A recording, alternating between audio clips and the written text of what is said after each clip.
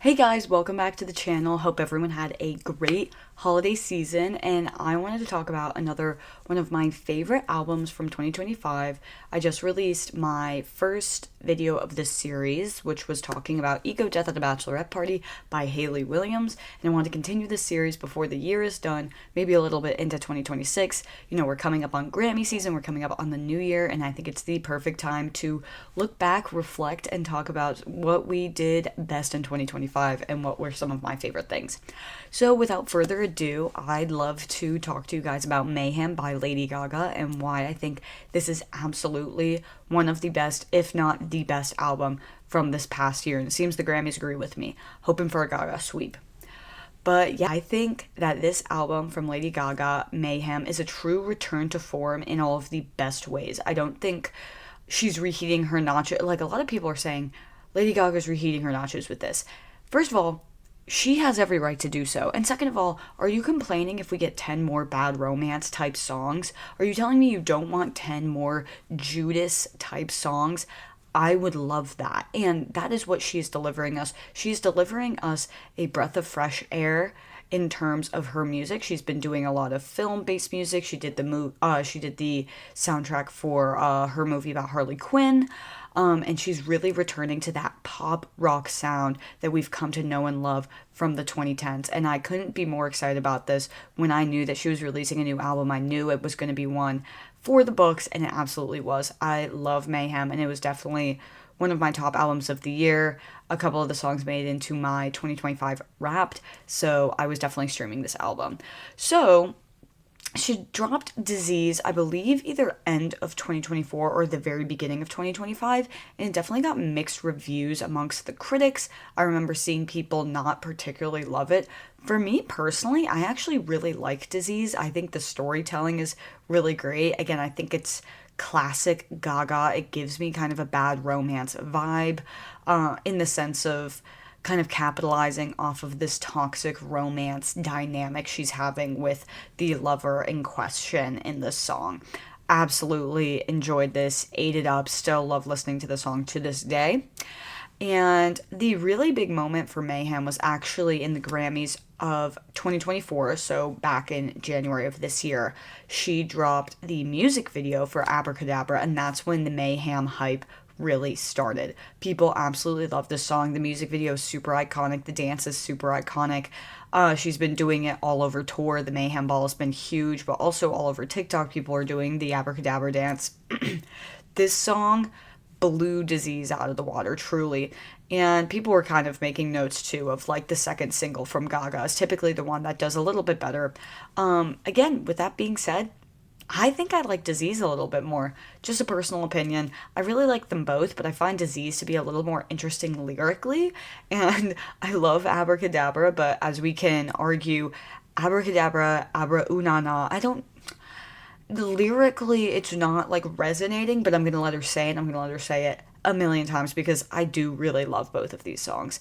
With two really strong singles, I believe in about March she drops the album, and I gotta tell you guys, I was streaming this cover to cover. I was so excited with every new song because I felt like every song was better than the last, and that's such a refreshing feeling. I remember listening to some albums later in the year and just really missing that feeling of listening to an album and knowing the next song was going to be really good versus being a little bit worried that it might not strike a chord with me.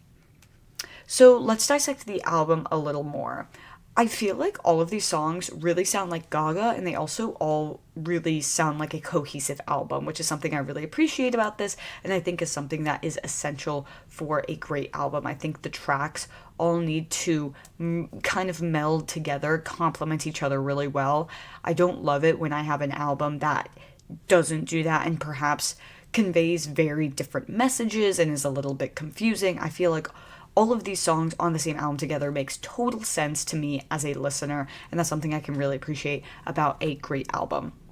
I find that messiness and aggression are two key themes that kind of complement each other in the album, and those come out in songs like Disease and Abracadabra. We're getting that heavy pop rock sound.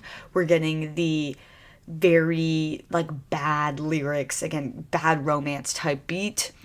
Garden of Eden is also one of my favorite songs that I think plays into this theme of aggression, and it's a beautifully made song. I think the production on this one is one that really, really stands out to me.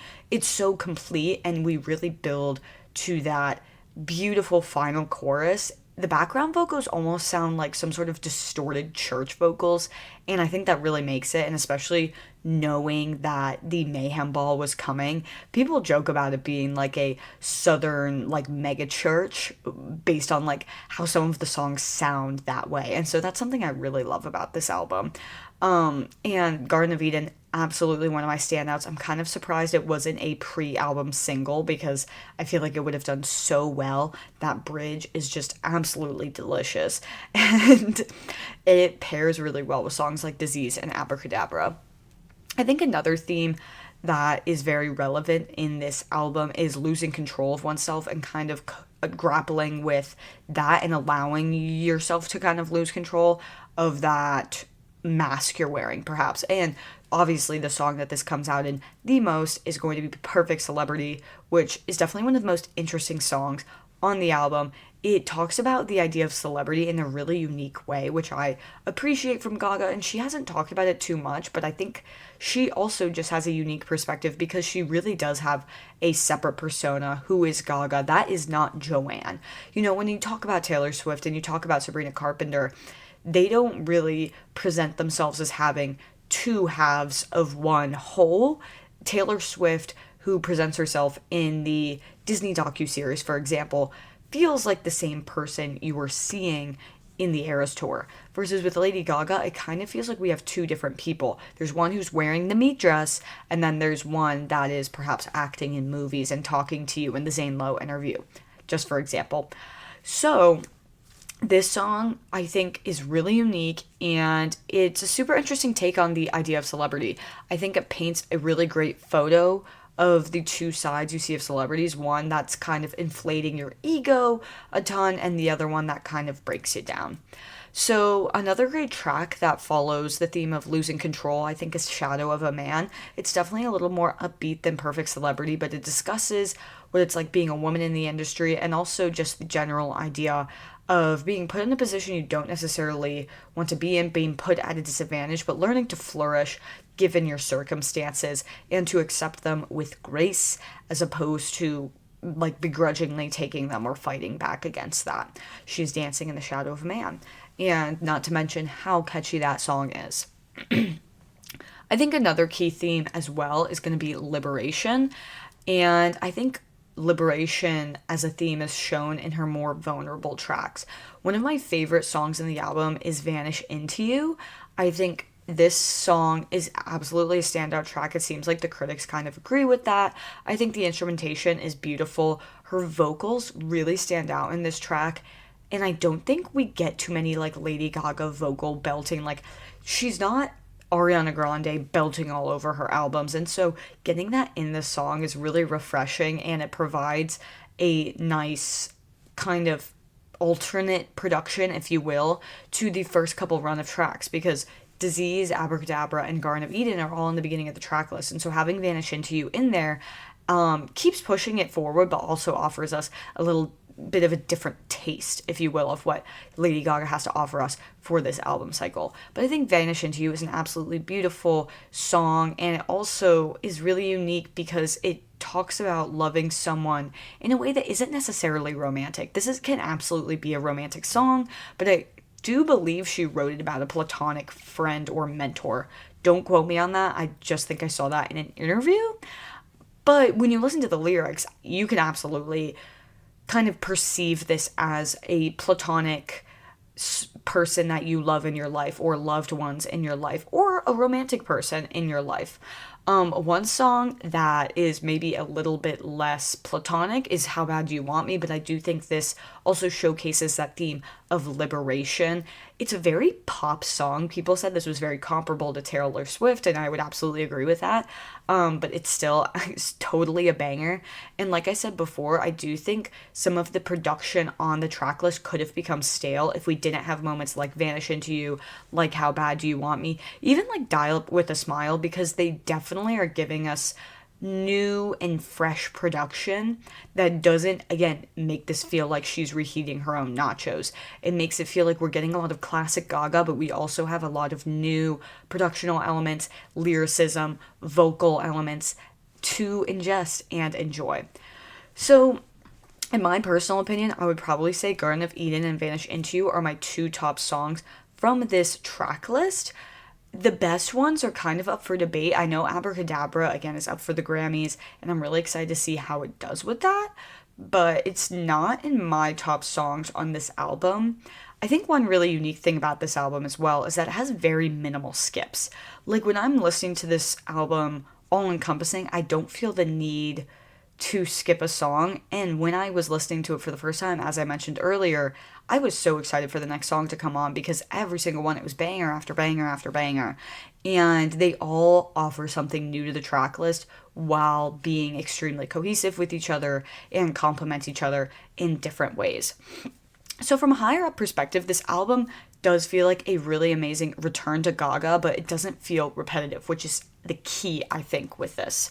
The theatricality of her music has inspired so many young and new artists like Chappell Roan, and it shows that the people really want this type of music that Gaga used to be producing, and that there was definitely a market for her to release this album. And I think that's part of the reason why it flourished this year, is because we've had a lot of build-up and almost a gap of where Gaga used to be. Like, I can't think of a main pop girl that's giving us Gaga energy. Even with Chappell Roan, it's almost like an 80s themed Gaga album with a sprinkle of maybe a little more musical theater in there.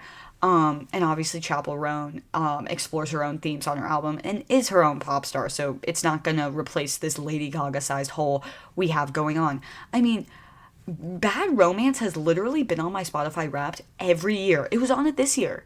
She creates classics, and I do think Mayhem is gonna be a cult classic.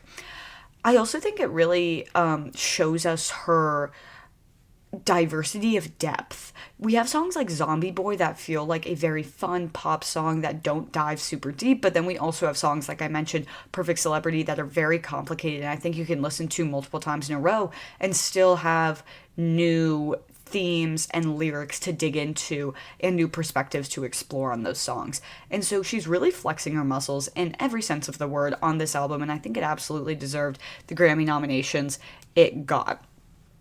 So I'm hoping for a Gaga sweep this year. Again, these songs are definitely going to be cult classics. I totally see myself listening to Garden of Eden in a couple years.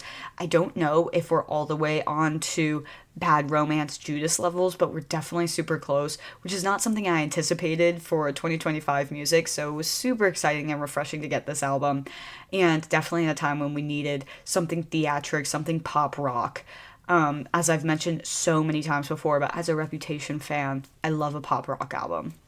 Anyway, do you guys agree with this? What's your favorite Mayhem song track? Definitely comment it down below. I've loved doing this series. Let me know what your guys' favorite albums of this year are in the comments, and I'll make sure to check them out if I haven't heard them already. But otherwise, hope everyone has an amazing New Year's and amazing 2026, and I'll see you in the next video.